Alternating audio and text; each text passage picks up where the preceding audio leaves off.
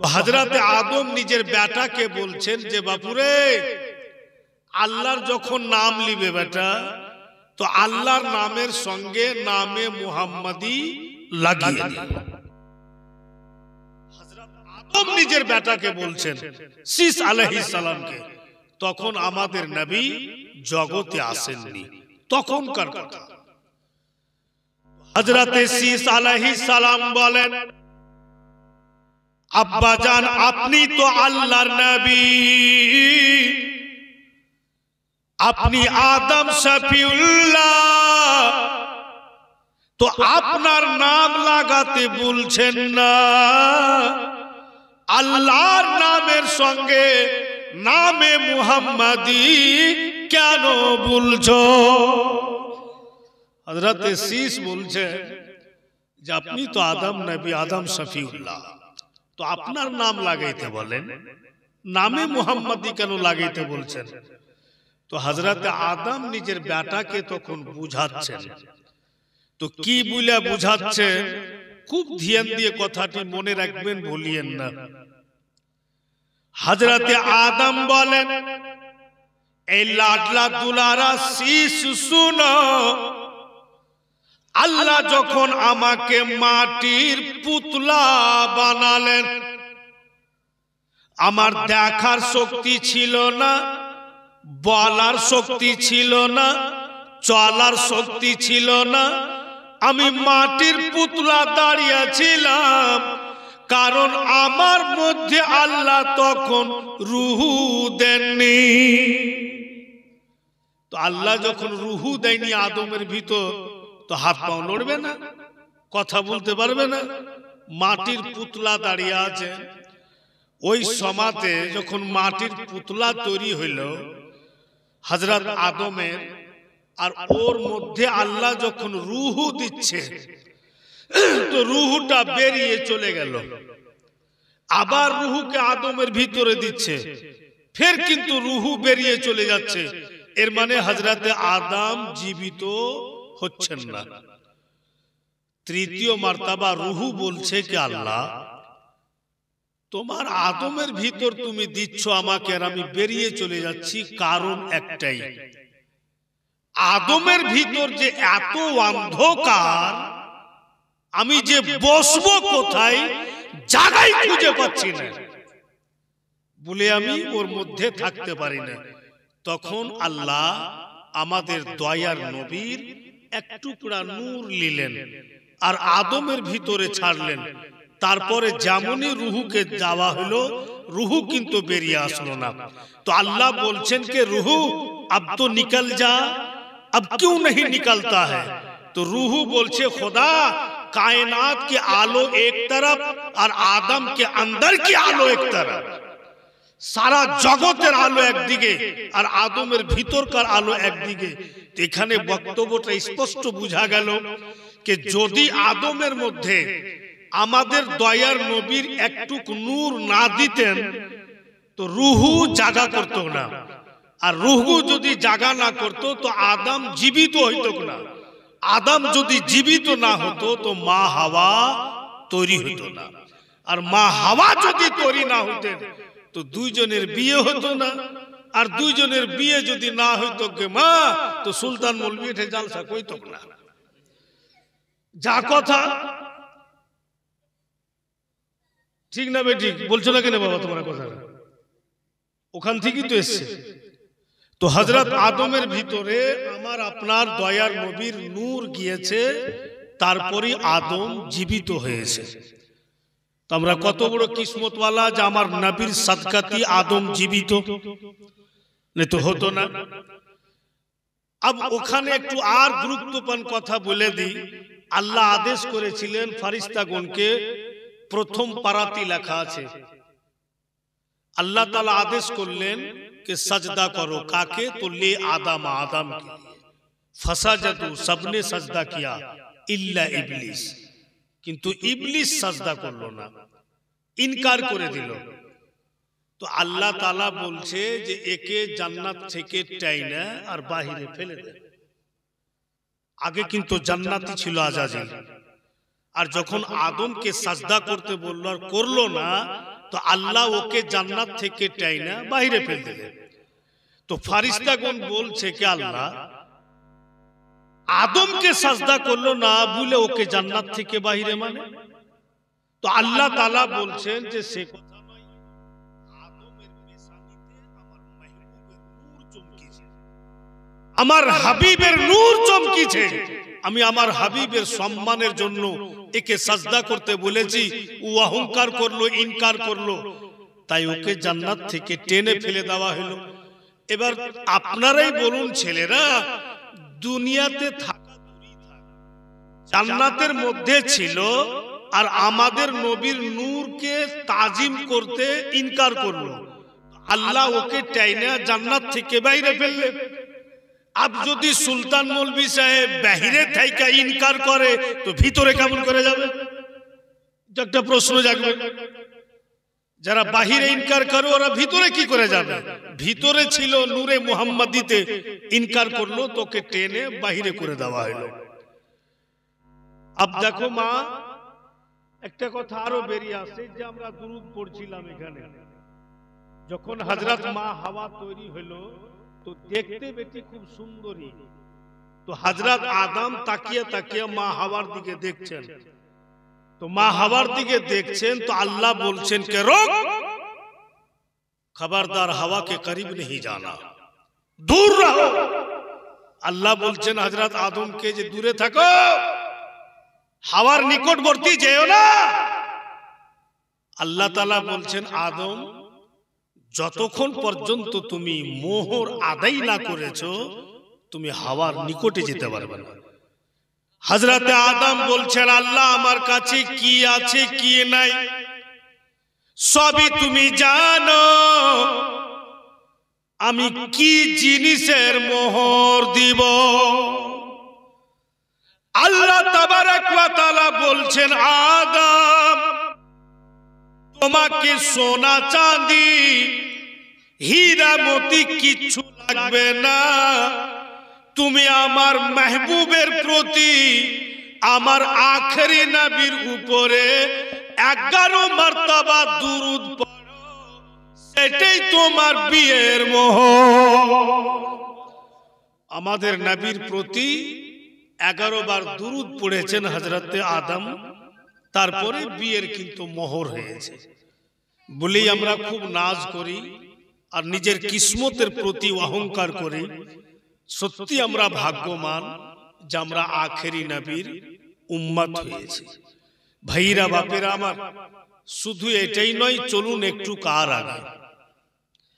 আব হযরতে আদম বলছেন যে এবার আমি চোখ খুললাম, জীবিত হইলাম, তো চোখ খুলে দেখছি তো আরশে আজমে লা ইলাহা ইল্লাল্লাহ লেখা আছে, আর ওর পাশে দেখছি তো মুহাম্মাদুর রাসূলুল্লাহ লেখা আছে।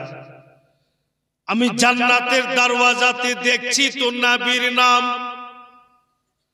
জান্নাতের ভিতরে গেলাম তো জান্নাতের গাছের পাতায় পাতায় দেখছি তো নবীর নাম, জান্নাতের দরওয়াজাতে নবীর নাম, ফারিস্তাগণের চোখের পারাতে দেখছি যেন নবী মুস্তাফার নাম, হুরগণের সিনাতে দেখছি যেন নবী মুস্তাফার নাম।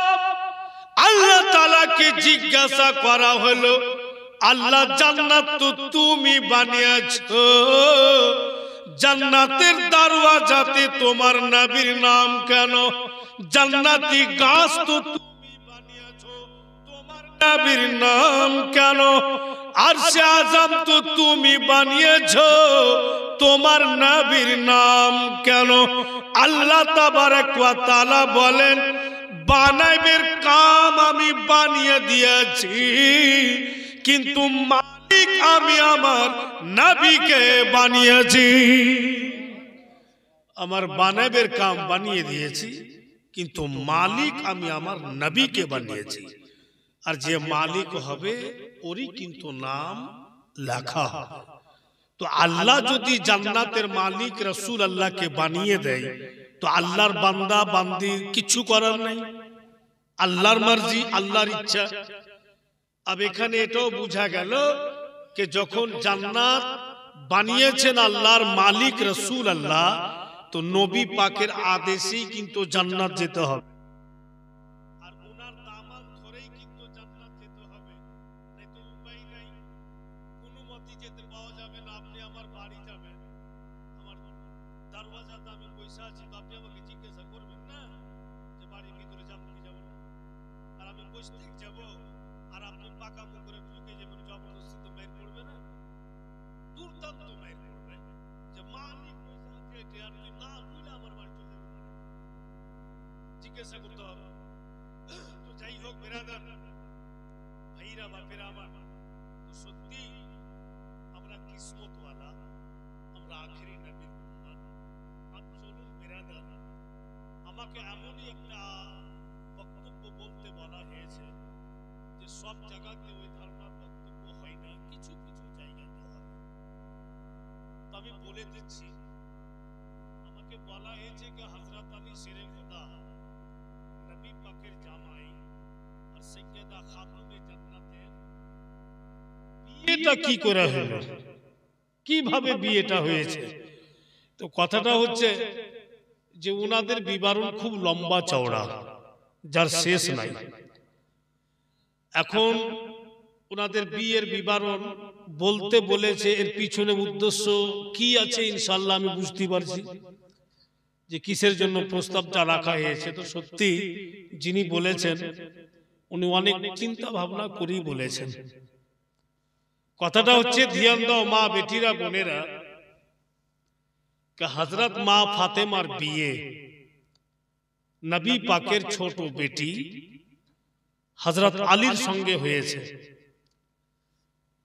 তো হযরত আলীর সঙ্গে যখন বিয়ে দুনিয়াতে হয়নি, তো হযরত আলী শেরে খোদা নবী পাকের দরবারে বিয়ের প্রস্তাবটা রেখেছিলেন। তো বিয়ের প্রস্তাব রাখলেন, কিন্তু দয়ার নবী বলেছিলেন কি আলী, তুমি যখন বিয়ে করতে চাইছো তো একটা মেয়ের প্রয়োজন আছে, তুমি কোথাও মেয়ে তলাশ করেছো বা তোমার পছন্দ আছে? তো হযরত আলী শেরে খোদা বলছেন যে হ্যাঁ হুজুর, আমার একটা পছন্দ আছে বলেই আপনার কাছে। নবী আমার বলছেন যে জলদি বলো কিসমতওয়ালি মেয়েটাকে যাকে তুমি পছন্দ করেছো।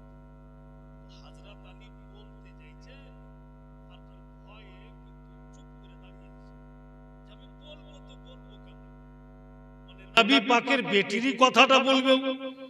চিন্তা ভাবনা করতে করতে উনি বলেই ফেললেন कि आका বলে দিচ্ছি হুজুর, যদি ভুল হয়ে যায় তো আপনি ক্ষমা করে দিয়েন। তো ঠিক আছে বলো। তো হযরত আলী শেরে খোদা বলছেন যে আমি আপনার ছোট বেটির কথা বলছিলাম, অর্থাৎ হযরত মা ফাতেমার কথা। বলতে যা সময় লাগে হযরত আলীকে বলে দিয়ে কিন্তু উনি রাস্তা ধরে নিয়েছেন, ওখানে দাঁড়িয়ে নেই। তো নবী আমার বলছেন আলী দাঁড়াও, তুমি বিয়ের প্রস্তাব রাখলে তো হ্যাঁ বা না কিছু একটা উত্তর তো নিবে। তো হযরত আলী বলছেন আকা পরে উত্তরটা দিয়ে, মানে দিল বলছে যে যা করো, যে কাম হয় না আল্লাহই জানে কি হবে, বলে আমি চলে যাই। কিন্তু নবী আমার বলছেন যে দাঁড়াও, এখন বিয়ের প্রস্তাব রাখলে তুমি তো এখনই রেজাল্ট নিয়ে যাও। হযরত আলী শেরে খোদা ফির পুরা কাছে আসলেন। দয়ার নবী মুস্তাফা জানে রহমত বলছেন আলী তুমি যা বুঝেছ ঠিকই বুঝেছ, তোমার বিবাহ আমার ছোট বেটির সঙ্গে জান্নাতের মধ্যে বিয়ে হয়ে গিয়েছে। তোমার সঙ্গে আমার ছোট লাডলি বেটির বিয়ে জান্নাতের মধ্যে স্বয়ং আল্লাহ তাবারক ওয়া তাআলা কাজী হয়ে পড়িয়েছে। হযরত আলী আর মা ফাতেমার বিয়ে প্রথম জান্নাতে হয়েছে, আর পড়ানে वाला কে? তো তো স্বয়ং আল্লাহ, আল্লাহ নিজেই কাজী হয়ে পড়িয়েছেন। তো জান্নাতি বিয়ে আর ফির পড়ানে वाला আল্লাহ। তো বেরাদার, যিনি বলতে বলেছেন, আমার মন বলছে যে এখন যে মৌলভী সাহেবরা বইলা বাড়াইছে যে ডোনেশন নিও না, বিয়েতে এটা নিও না, খুব জোরে জোরে বইলা বাড়াইছে। তো জড়ে এগুলা কিছু আছে না নাই? তো নবীর বেটির বিয়ে হয়েছে তো অবশ্যই জানতে পারবো কিছু লেনদেন হয়েছে কিনা। কথা তো ঠিক, তো খুব ভালো জায়গাতে প্রস্তাব রেখেছে। কিন্তু আমি সবটাই খুলে বলছি, মা বোনেরা মুখস্থ করে নাও।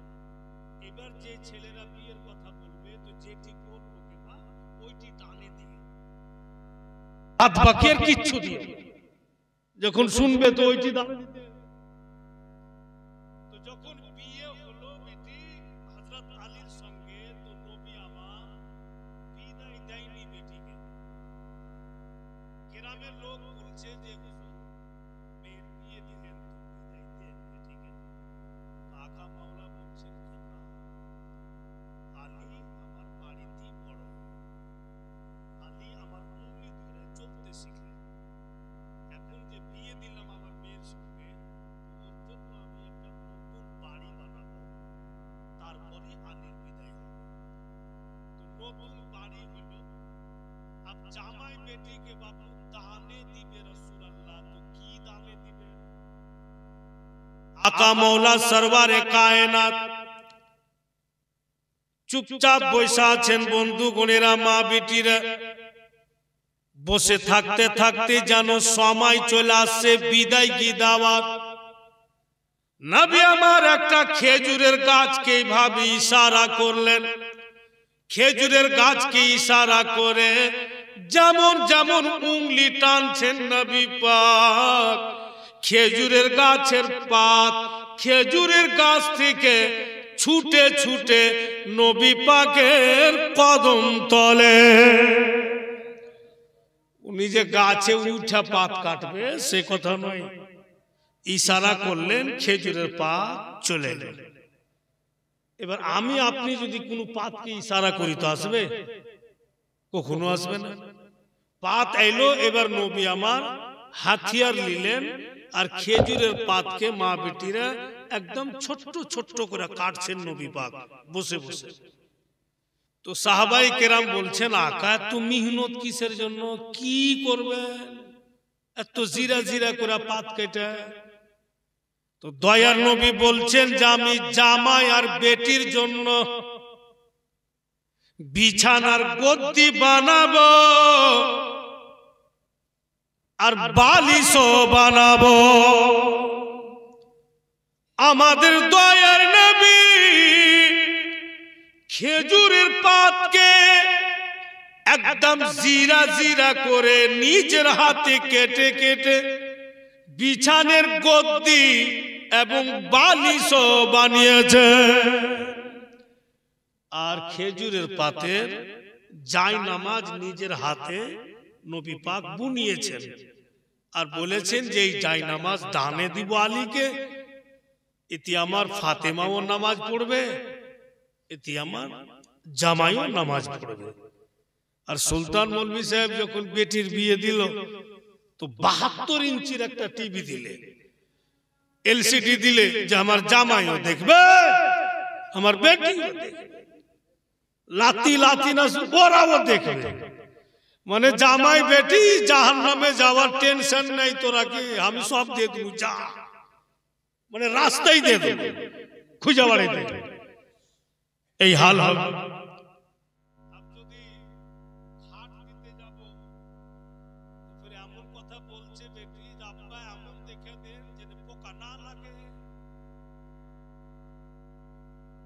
না লাগলে তো আমার শাশুড়ি ফের আমাকে তানা মারবে, তো তোর শাশুড়ি বার লেলেছে। ওই জামানাতে খাট দিয়েছে। কিসের খাট দিয়েছেন? তো বাঁশের। যারা দেখেছেন এগুলো বাঁশের ওই পয়রগুলো কিন্তু লম্বা লম্বা হয়, মোটা বেশি হয়। কি যেন নাম বাঁশটা বলতে পারছি না। ওই বাঁশের খাটলা নবী পাক নিজের হাতে বানিয়েছেন।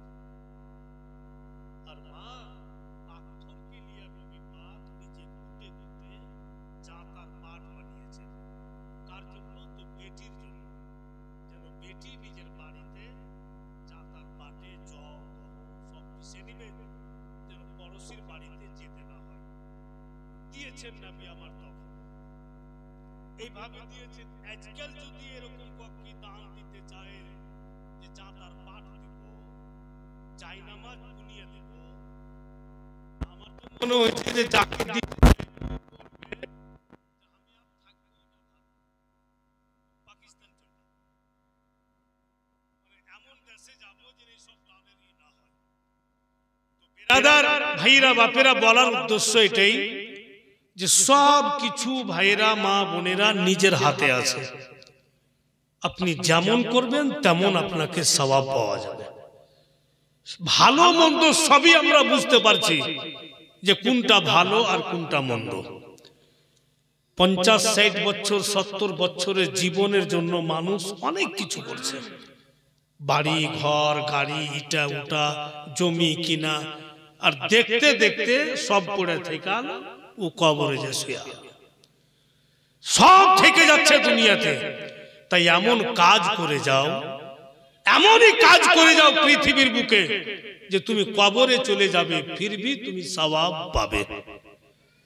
কবরে তোমাকে শুয়ে চলে আসবো তবুও তুমি সওয়াব পাবে, আমাকে কবরে রেখে চলে আসবে তবুও আমি সওয়াব পাবো। এইরকম কাজ করে জগৎ থেকে যাও। তো কাজগুলো কি?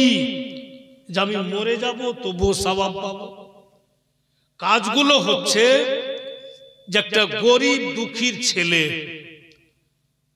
আরবিক শিক্ষা দীক্ষা করছে, মাদ্রাসাতে আছে, খুবই কমজোর, আল্লাহ আমাকে টাকা পয়সা দিয়েছে, আমি ওই ছেলেটার লেখাপড়ার খরচ করছি, ওর পিছে খরচ করে ওকে একটা আলিম বানিয়ে দিলাম। তারপরে আমার ইন্তিকাল হয়ে গেল, আমি চলে গেলাম। যতদিন ও ছেলে আলিম থাকবে আর ইসলামের সেবা করবে পড়াইবে আমি সওয়াব পাবো। উফের একটা আলিম বানিয়ে দিয়ে চলে গেছে, পড়িয়েছে ছাত্রকে, তো কেউ তো একজন আলিম হয়েছে, ফের ওই ছেলে যতদিন পড়াবে ফের কিন্তু আমি সওয়াবটা পাবো। মানে এই সব নেকি লাইফ টাইম কোনোদিন কমে যাবে না। মসজিদ আছে, দেখছি যে এটা জিনিস কম আছে, ওটা আমি দিয়ে দিলাম। মসজিদ আবাদ হচ্ছে, মসজিদে আজান হচ্ছে, আমি চলে গেছি কবরে, কিন্তু সওয়াবটা কিন্তু আমি পাচ্ছি। এই ধারণার নিয়ম কানুন করে যদি যাই তো জীবিত থেকাও নেকি, কবরে যাওয়াও নেকি। আর এই পথে যারা চলবে সত্যি জান্নাত ওদের জন্য অনিবার্য আছে। জান্নাতি অপেক্ষা করবে যে কবে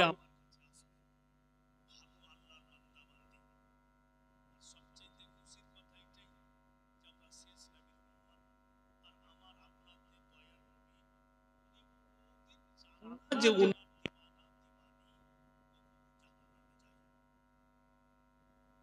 প্রমাণ আমি করছি, ধ্যান দাও।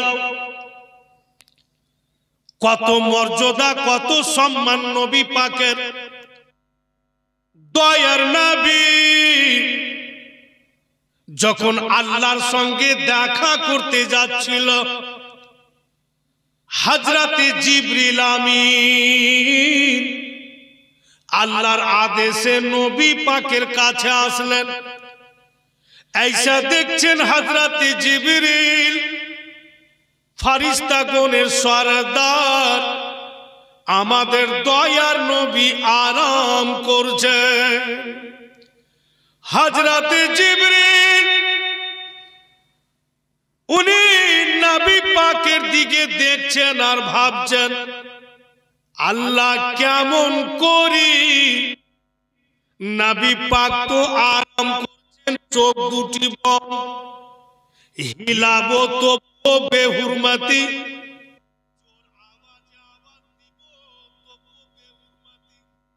আল্লাহ আমি কি কইরা জানাবো নবী পাককে, আর কি করে উনাকে জাগাবো।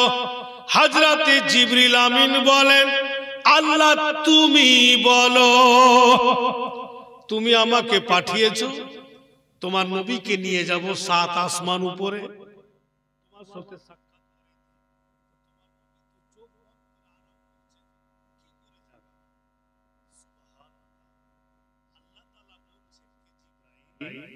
আমার নবীকে আমি কি জিনিসে বানিয়েছি বলো তো।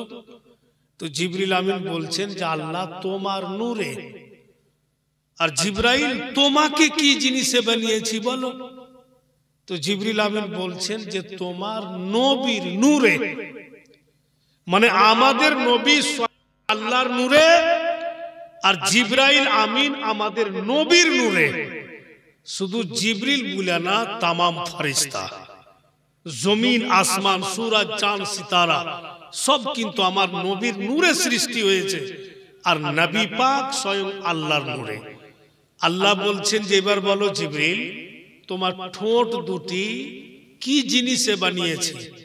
তো জিবরাইল আমিন বলছেন যে আল্লাহ কাপুরে, তোমার ঠোঁট কাপুর, আর আমার নবী সারাপা আমার নূর।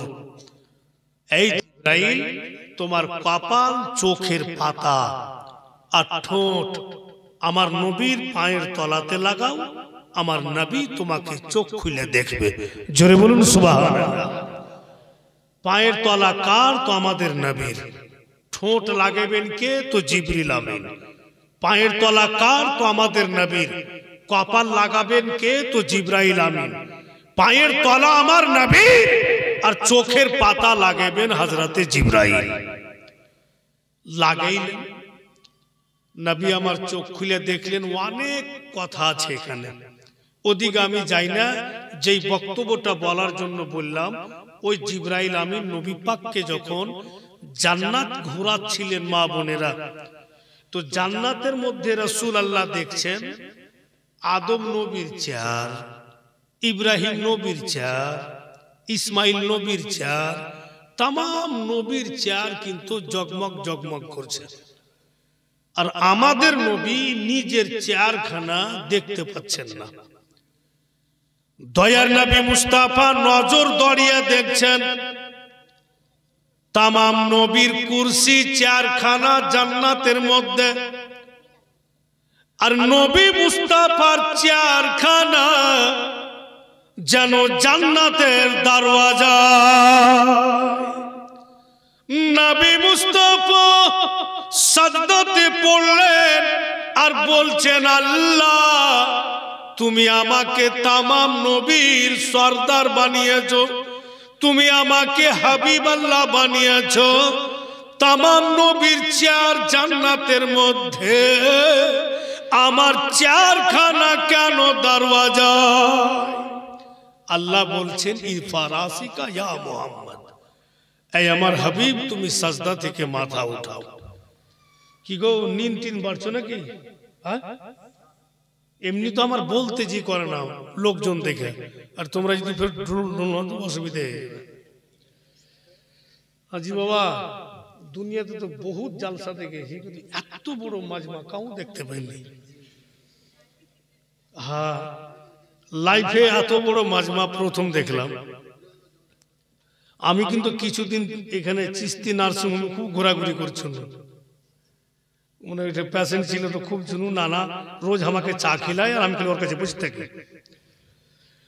তো বেরাদার, আমি তখন ভাবছিলাম যে এটা সব খালি হিন্দু আছে, কিন্তু আজকে মনে হচ্ছে না, অনেক কেউ আছে। তো বেরাদার, ক্যালিটি চেয়ারকে কি করবে, ঘরে লুকিয়ে দিও। চেয়ার সামনে খালি থাকবে তো মাথা খারাপ হবে, তো ঘরে সামনে দিও। একটা কথা মনে রাখবেন যে টাউন যেখানে আছে ওখানে লোক কখনো হয় না, কমই হয়।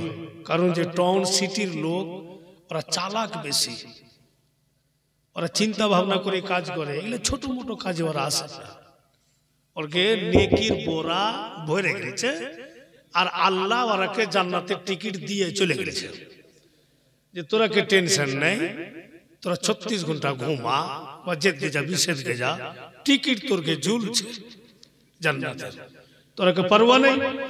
পাড়া গ্রাম যেগুলা গরিব দুঃখী আছে ও আর কে জান্নাতের টিকিট দেখতে পাওয়া যায় না, বলে ওরা লোক সংখ্যাতে বেশি হয়েছে শুনছে।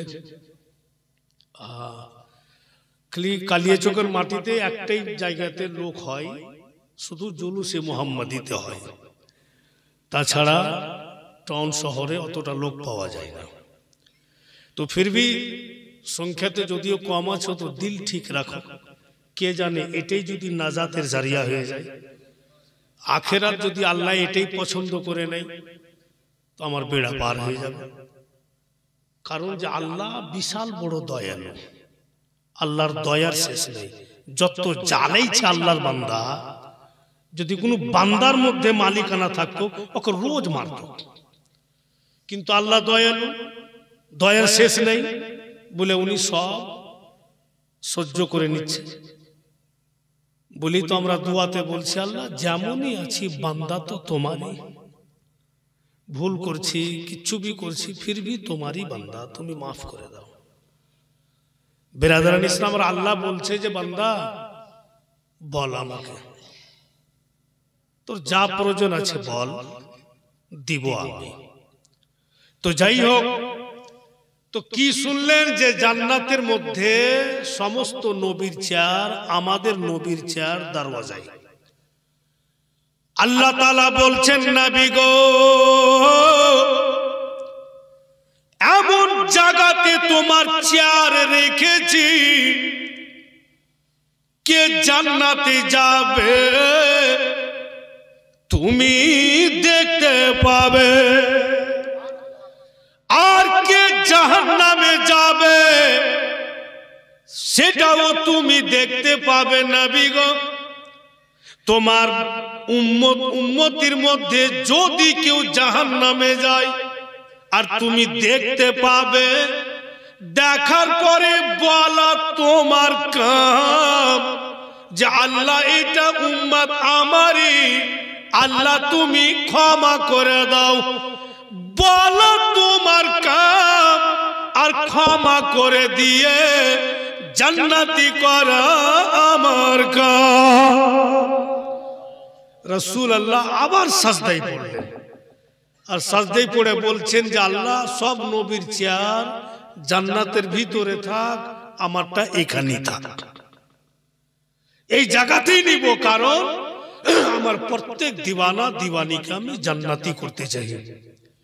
তো কত আমাদের উনি ভালোবাসেন যে আমরা জান্নাতে যাব, তো খুশি হবেন নবী মুস্তাফা।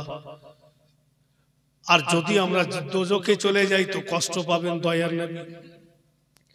ভাইরা বাপেরা বন্ধুগণের আমার, যা কিছু পেয়েছি আমরা সব নবী পাকের সাদকাতি পেয়েছি, উনি ছাড়া উপায় নাই।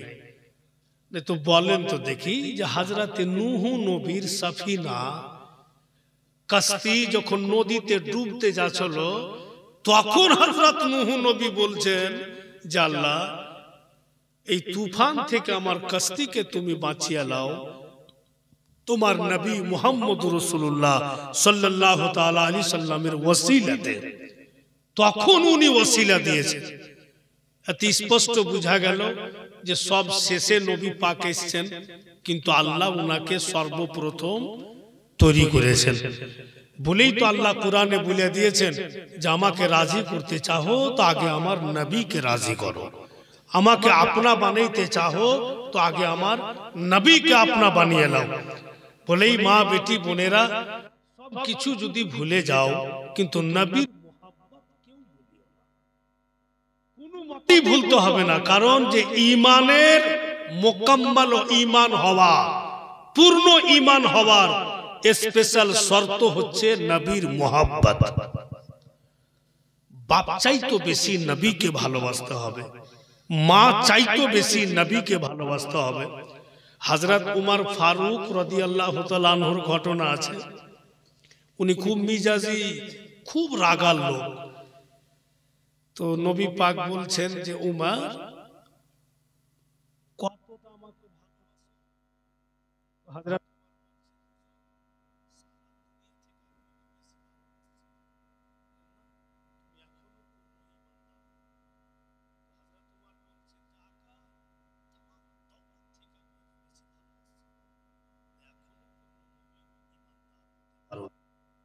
ইয়া রাসূলুল্লাহ আমার বাপ মা থেকেও আপনাকে বেশি ভালোবাসি। বলে এখনো পূর্ণ মুমিন হতে পারোনি। জান থেকে আপনাকে বেশি ভালোবাসি। আর প্রত্যেক মানুষের সবচাইতে প্যারা নিজের জান। যখন বললেন যে আমার জান থেকে বেশি আপনাকে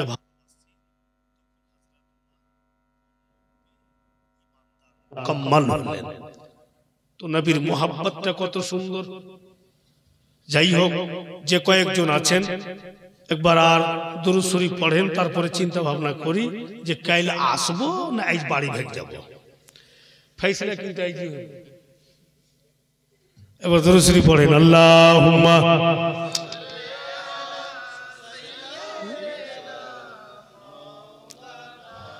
मोहम्मद वाला आले सैयदना सल्लल्लाहु ताला अलैहि वसल्लम।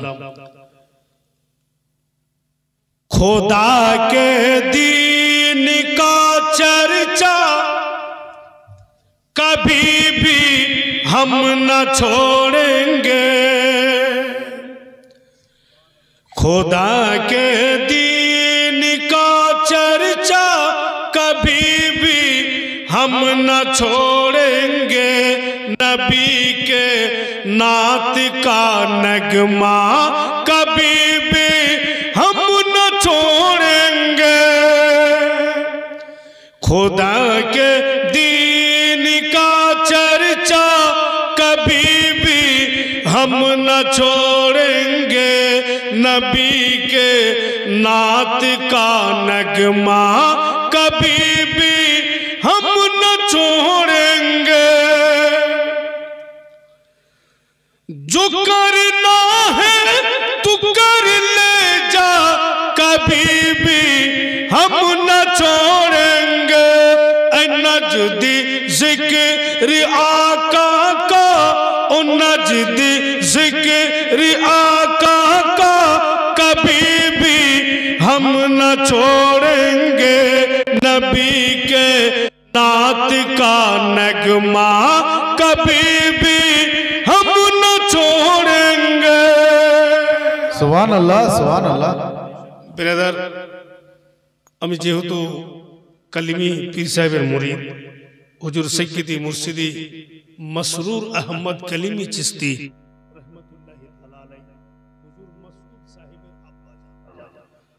মাসুদ মিয়ার আব্বাজান উনার মুরিদ, তাই বিরাদার সময় সময় নিজের পীর মুর্শিদকে স্মরণও করতে হয়। একবার বলো তো সুবহানাল্লাহ। কালিমি थे कलीमी है, कलीमी ही रहेंगे हम। कलीमी थे कलीमी है, कलीमी ही रहेंगे हम।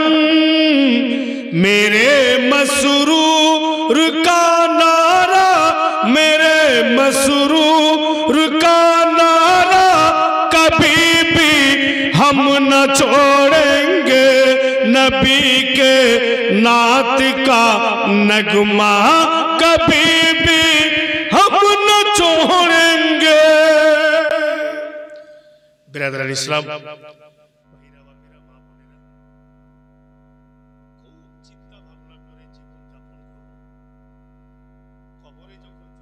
মা তখন কোনো রাস্তা থাকবে না, কিচ্ছু করতে পারবো না।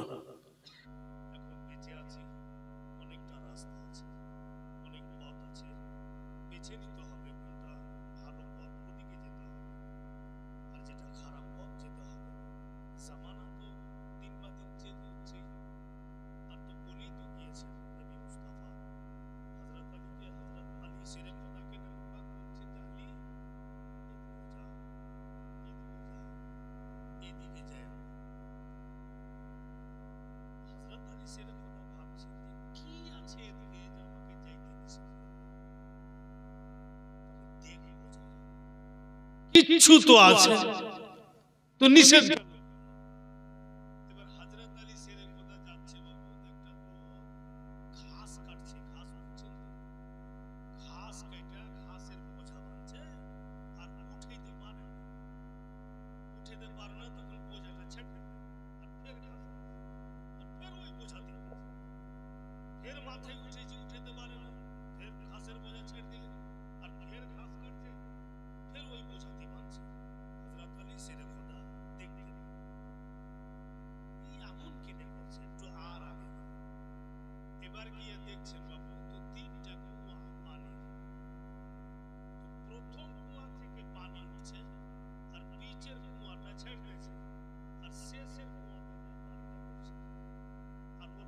পড়শি যেটা কুয়া অতি এক ফোঁটাও পড়ছে না। পানি উড়ে যায় শেষ কুয়াতে পড়ছে। দ্বিতীয়টা দেখে নিন, একটু আর আগিয়ে দেখি আর কিছু দেখতে পাবো লাগছে। এবার আগিয়ে গিয়ে দেখছেন নবী পাক কি বলে হযরত আলী শেরে খোদা, তো কতগুলো টিয়া রঙের পাখি, দেখতে খুব সুন্দর, দেখার মতো একদম এত সুন্দর। আর জায়গা জায়গা বাপু গন্ধেগি খেয়ে বেড়াচ্ছে, ময়লা খেয়ে বেড়াচ্ছে। এত সুন্দর পাখি আর ফির ময়লা খেয়ে বেড়াচ্ছে। বেরাদার আর কি দেখলেন যে আরবিতে বাপু আর পরে আরবি লেখা আছে পাখির। ঘুরে যখন নবী পাকের বাড়ির দিকে যাচ্ছেন তো কি বল দরওয়াজা পর্যন্ত পৌঁছেছেন হযরত আলী। আর দূর থেকে নবী পাক বলছেন নিষেধ করেছিল যে দেখে চলে এলে, জোরে বলেন সুবহানাল্লাহ। নবী পাক বাড়ি দিয়েছেন আর ভিতরও যাননি হযরত আলী, দরওয়াজা অবধি এসেছেন। আর নবী পাক বলছেন নিষেধ করেছিলাম তবু তুমি যে সব দেখে চলে এলে আলী। বলে হ্যাঁ ইয়া রাসূলুল্লাহ দেখা আসলাম হুজুর গো, কিন্তু কিছু বুঝতে পারলাম না। লোকটা যে ঘাসের বোঝা উঠাইতে পারে না ওকে ছেড়ে দেওয়া উচিত, ফের কেন ঘাস কেটে কেটে ওই বোঝা দেওয়াবে? দয়ার নবী বলছেন আলী গো, এমন জামানা আসবে যে মানুষের দৌলত হবে, ফির ভি দৌলতের পিছে ভেগে বাড়াবে। দৌলতের কমই নেই, আর চাইবে যে আরো আরো। এরকম দেখতে পাওয়া যায় না? অনেক দেখতে পাওয়া যায়। এক এক লোকের দৌলত এত আছে যে নিজেও কইতে পারে না যে কত আছে। পেট পাঠালি কইবে যে কত জায়গাতে কি আছে। আর যখন কেউ ওর কাছে যাবেন কি খবর, ব্যাপারটা খবর ভালো, সারা দুনিয়া নিয়ে হতো খবর ভালো হবে না, তো ওর খবর ভালো নেই। আর ঠিক ওরকম দেখতে পাওয়া যাচ্ছে। ইয়া রাসূলুল্লাহ, আর যে আমি দেখলাম প্রথম কুয়া থেকে পানি উঠছে, নিচের কুয়াতে পড়ে না, পড়শিকে পানি দেয় না, শেষ কুয়াতে যা পড়ছে। দয়ার নবী বলছেন আলী গো, এমন জামানা আসবে যে পড়শির সাথে পড়শির মেল হবে না, ভাইয়ের সাথে ভাইয়ের চলাফেরা হবে না, অপরের সাথে গিয়া চলবে, নিজের সাথে চলবে না। এরকম দেখতে পাচ্ছি না, মারামারি কাটাকাটি নিজের লোকে, পরকে নিজের লোকে। বলি ইয়া রাসূলুল্লাহ, তৃতীয় নম্বরে যে দেখলাম টিয়া রঙের পাখি, আরবি লেখা আছে, সুন্দর দেখতে, জায়গা জায়গা গন্ধেগি খাই। দয়ার নবী বলছেন আলী গো, এমন সময় আসবে ইলমে দ্বীনের শিক্ষার কম থাকবে না, বাড়ি বাড়ি তুমি দেখবে উলমায়ে কেরাম, আর ওরা ওই সমাজে জায়েজ না জায়েজ কিছু বুঝবে না, সব খেয়ে নেবে। ওরকম হয়েছে না? রাগ করিয়েন না বাপু, তোমরা রাগিও না বাবা।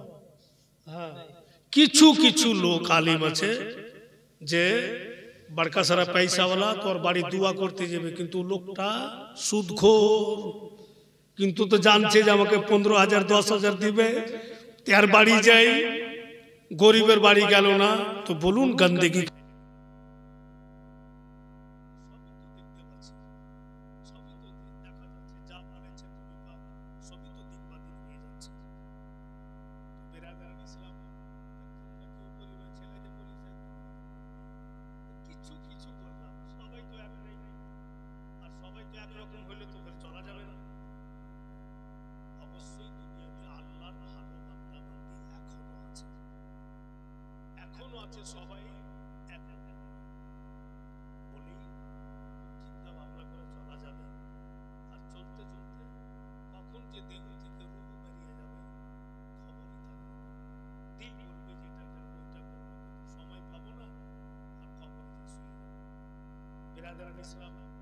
আমাদের ঝাড়খণ্ডের পরিস্থিতি এতই খারাপ,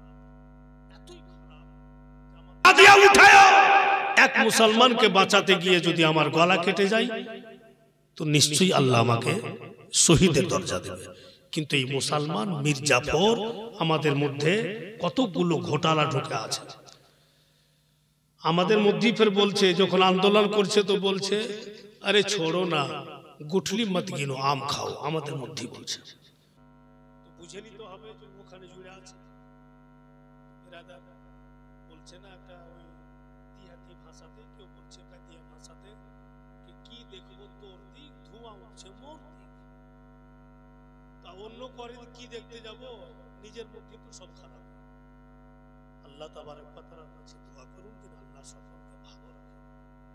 কালকে প্রোগ্রামটা হবে ইনশাআল্লাহ, হবে কেমন করে কি করবে এই পর্দাটা খুলে দিও, লোক দূর থেকে দেখতে পাই যদি চলে আসে। তো যাই হোক, কালকেও প্রোগ্রামটা হবে। মা বোনেরা তোমরাও কাজ কাম সেরে খাওয়া দাওয়া করে সময় মোতাবেক এসে হাজির হই ইনশাআল্লাহ। আল্লাহ যদি বাচ্চা রাখে তো নিশ্চয়ই কালকে বক্তব্য হবে।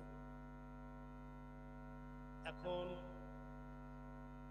যদি প্রোগ্রামটা সেজে যাওয়ার পরে আমরা না শুনতে আসি, আল্লাহ তাবারক ওয়া তাআলা ফারিস্তা তো গওয়াহি দিচ্ছে যে অমুক জায়গাতে প্রোগ্রাম হচ্ছে, শরীয়তের আলোচনা হচ্ছে, আল্লাহ তোমার অমুক অমুক বান্দা বান্দি ছিল, তো আমরা যে আসছি তো আমাদের গওয়াহিটা তো পেশ হবে ওখানে, আমাদের তো হাজিরিটা হবে ওখানে, আসতে হবে, শুনতে হবে। আর হযরত রাসূল আযম সাল্লাল্লাহু তাআলা আলাইহি ওয়াসাল্লাম নিজের উম্মতিকে এমন এমন জায়গাতে বাঁচিয়েছেন যেখানে যেখানে আমরা অসুবিধাতে পড়ব আমাদের নবী সুবিধা করে দিয়েছেন, যেন ওনার উম্মতি কোনো রকম অসুবিধা না হয়।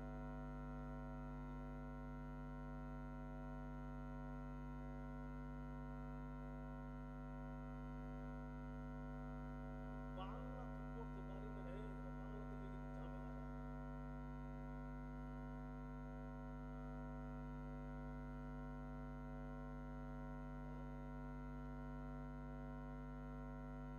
আমার দিকে বাংলাতে হয় না, তো আমরা করবো কি? করতে পারছি আম্বিয়া নবী চাঁদপুর হাতরা বলা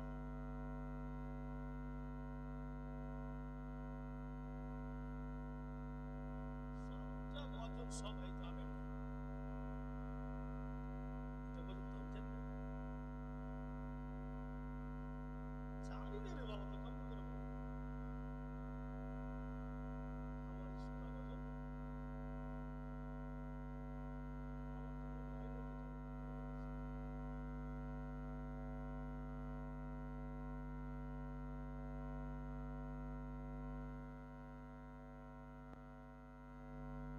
আমি এটা গজব পারছি না। হয়তো কোন জামানাতে বলেছি, সবটা সবসময় মনে থাকে। তো ঠিক আছে, আমি একটা সুন্দর গজল শোনাবো। যদি সবটি মা বহিন 10টা করে টাকা দিয়ে দেয় তো টাকাটা আমি নিব না, এদের জন্যই রেখে দেবো। আছে তোমাদের কাছে টাকা আছে? টাকা দেবো, টাকা ছাড়া থাকবে নাকি?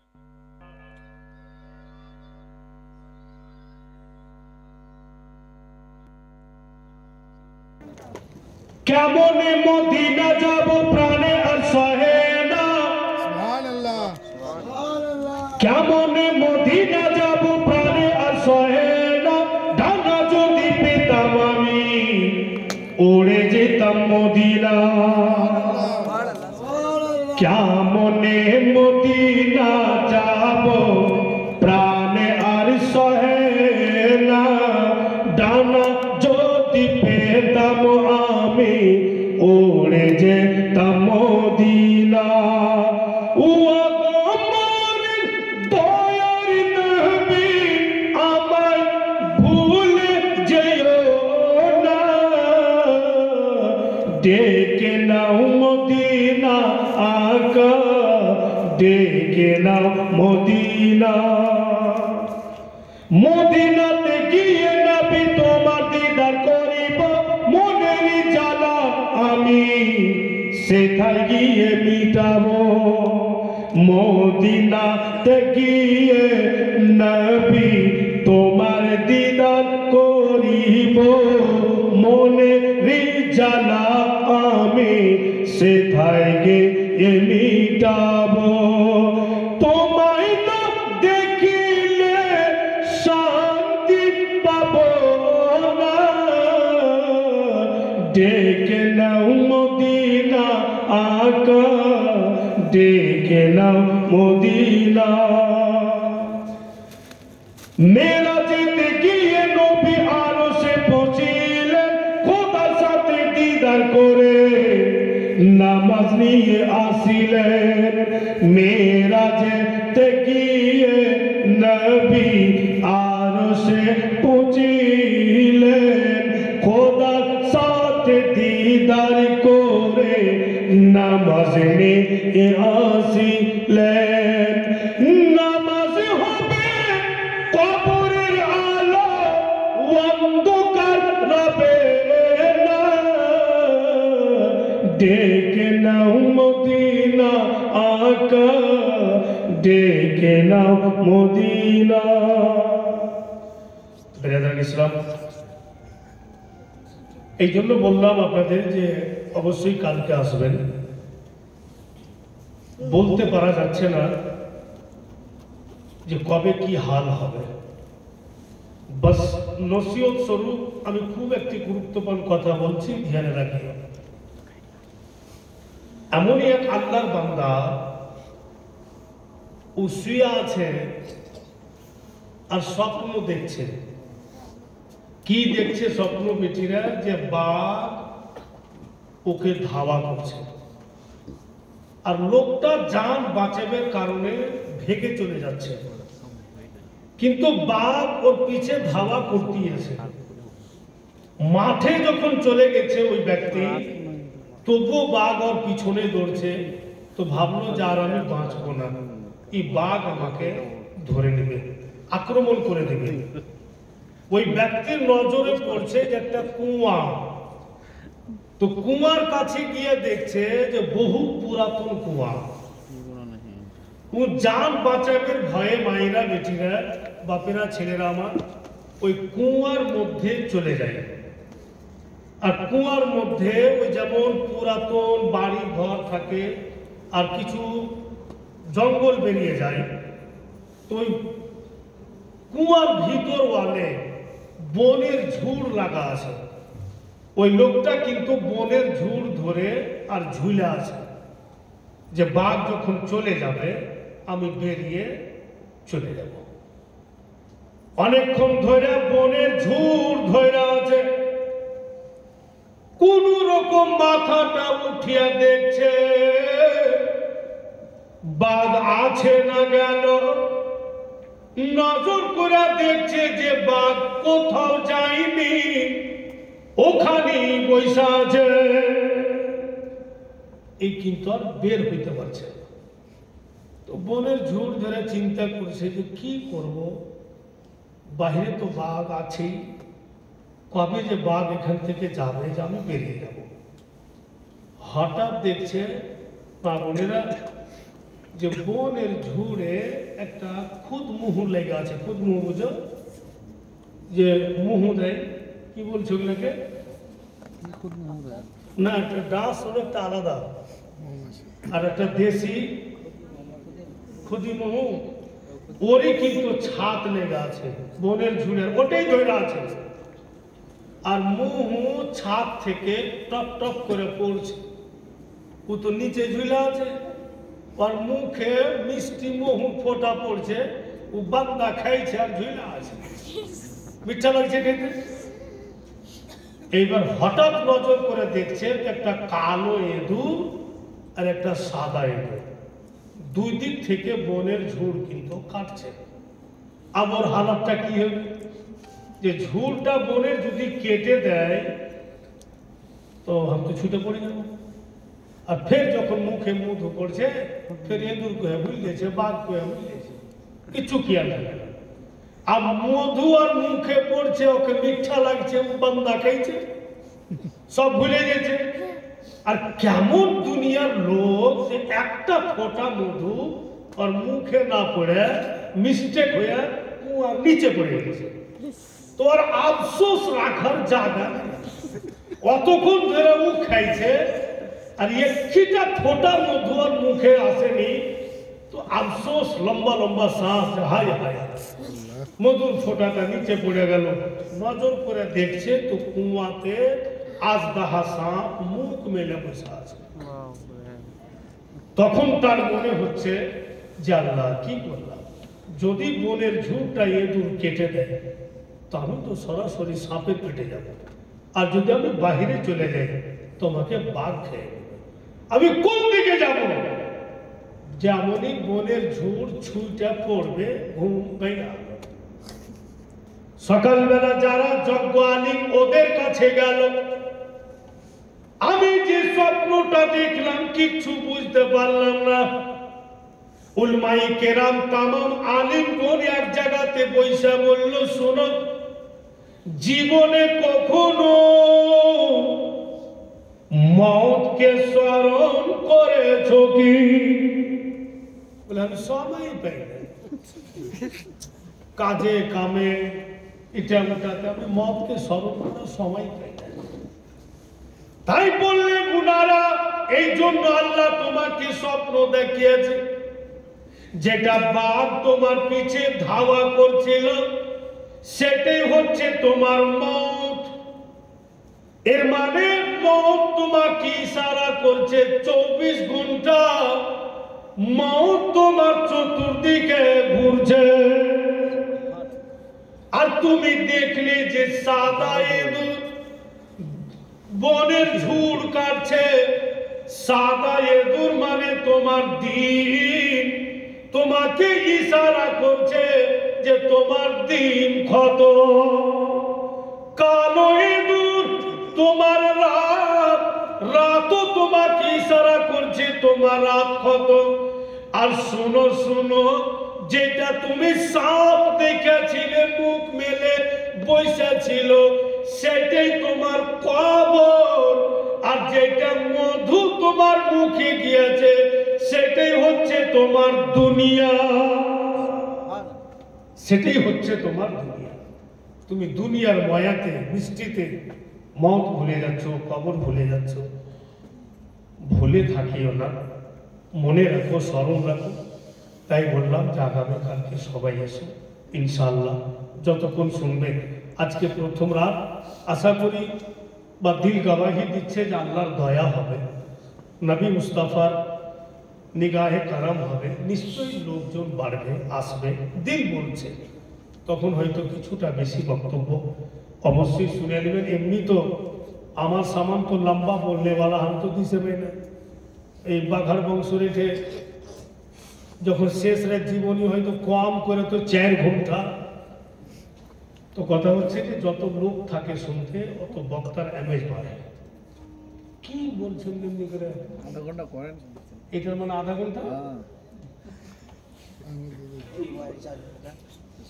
ঘুরে দেখেছো পিছা দিকে?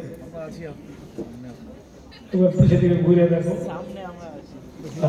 বহুত লোক, বহুত লোক। আমি তো মোবাইল বলছি, ছেলেকে লোক চাইতে মোবাইল বেশি বেড়ে গেছে আগে তো। যাই হোক ইনশাল্লাহ কালকে তো হবে। বলে দেন একটু, বলছে তো বলে দেন একটু বলে দেবো।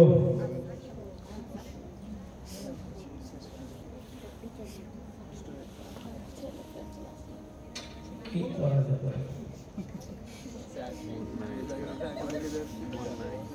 না না, এটা কোনো মানে হাসি রহস্য কথা নয়। সত্যি যারা যে কোনো বক্তা থাকে ওর সামনে যে লোক থাকে ওকে বলতে ভালো লাগে।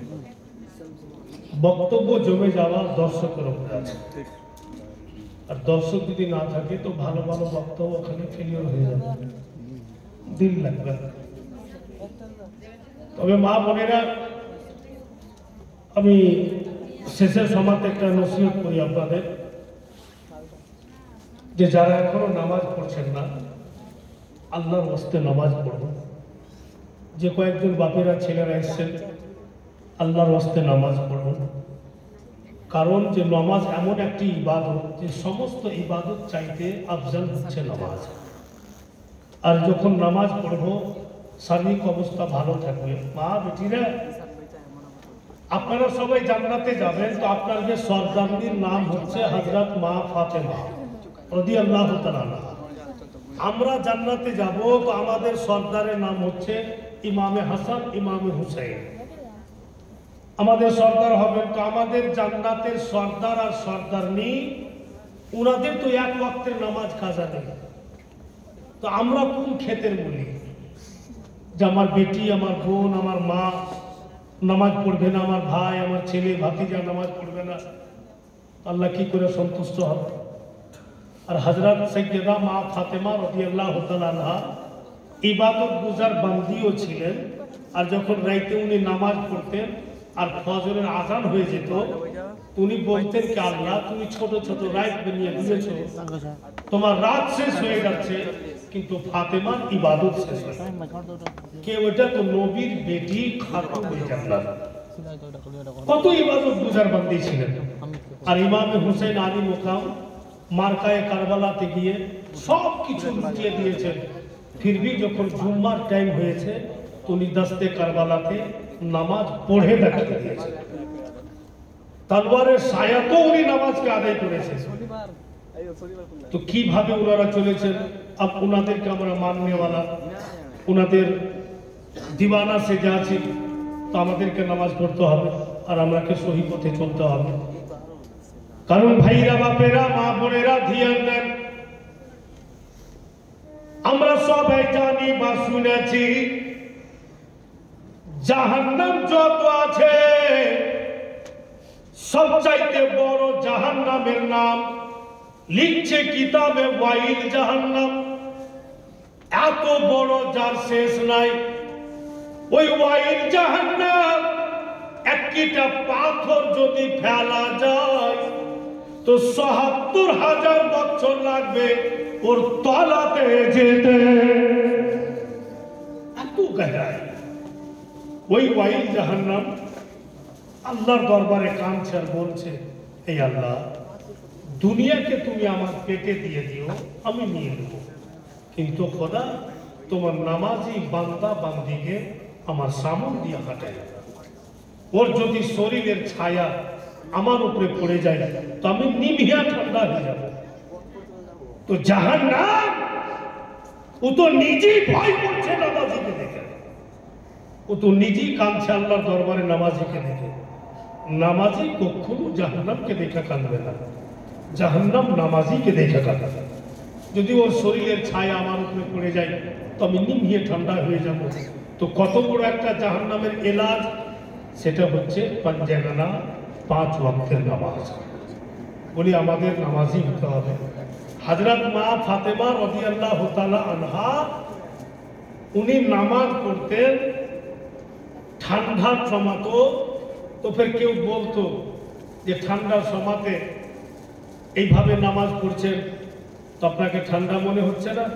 তো নবীর বেটি বলতেন যে আজকে যদি আমি না পড়ি তোমার বাপের উম্মতি কাকে দেখে শিখবে, কাকে দেখে জ্ঞান অর্জন করবে।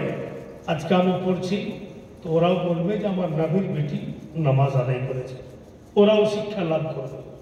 আর যখনই শরীয়ত পথে চলবো তো পীর মুর্শিদর নিগাহে কারাম হবে, নবী পাকেরও আমাদের উপরে নিগাহ হবে।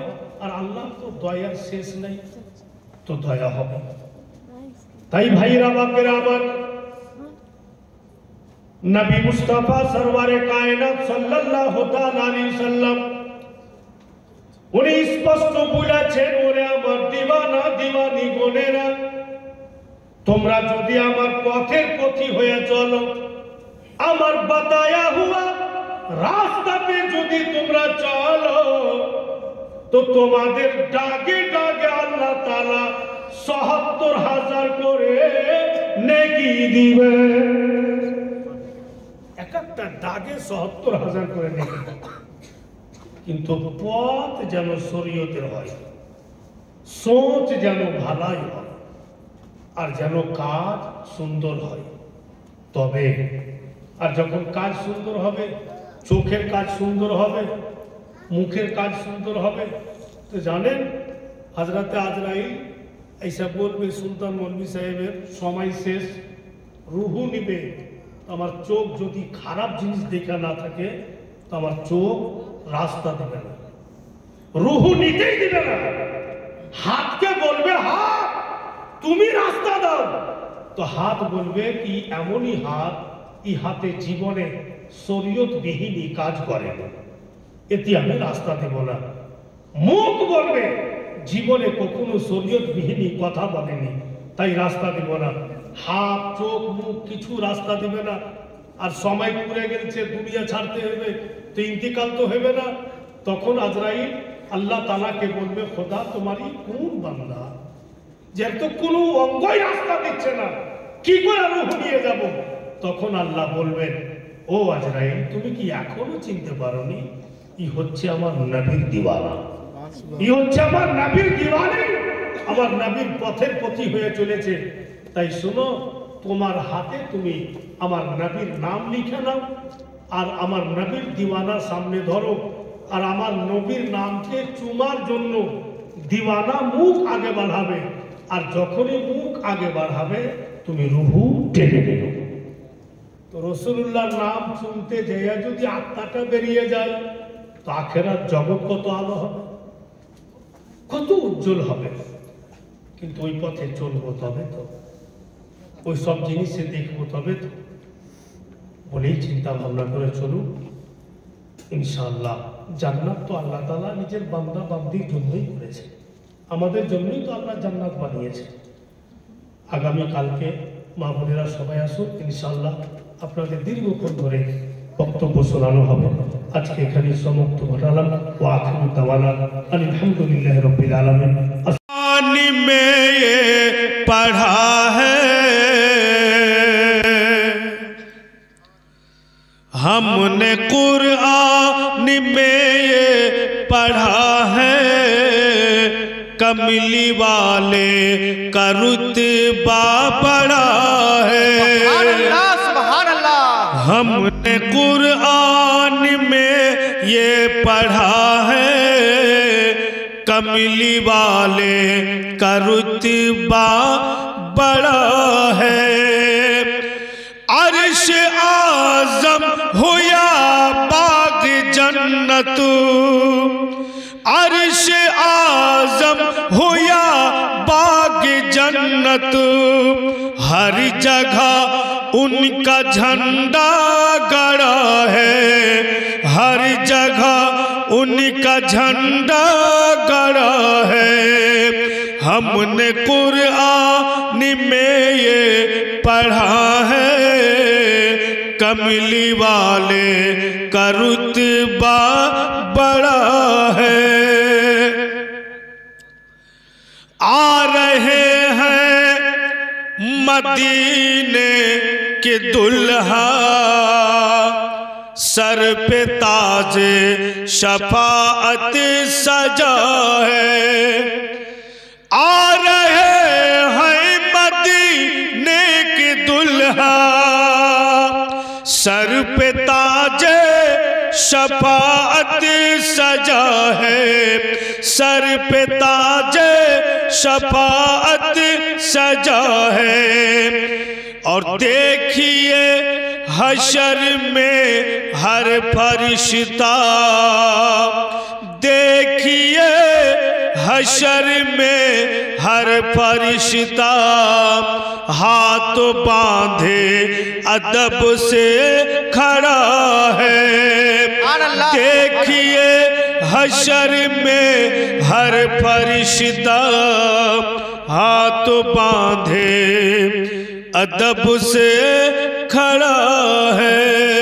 हमने कुरान में ये पढ़ा है कमली वाले का रुतबा बड़ा है।